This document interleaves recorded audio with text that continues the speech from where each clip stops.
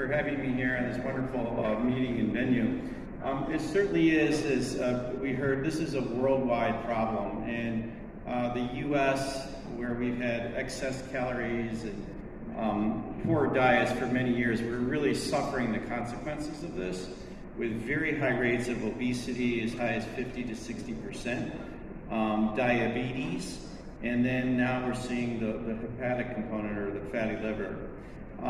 But it's not all doom and gloom. There are things that we all can do as a community, and that's part of the point of these types of programs, is to sort of educate the leaders and the members of the community to know that you can be empowered to do something about this. But it's hard work, because those ultra-processed foods taste very good. You get your favorite foods, and they're marketed to all of us. Whereas we're learning we need to go back in time and get fresh foods and vegetables. But that takes more time. And all of our societies have sped up. So we don't want to take the time to make a meal. We'd rather buy something off the shelf.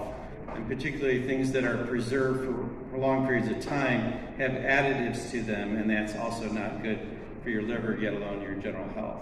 So I think my message would be that this is a worldwide problem. It's not unique to India, it's in China, the US, Europe, etc.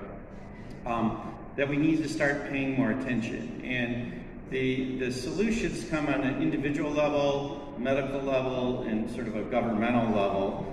Certainly in the US, we're starting to see changes in the way that foods are labeled, so that the average person who's not necessarily a medical provider can begin to learn what is an ultra-processed food and what's more of a natural food and what's better for you.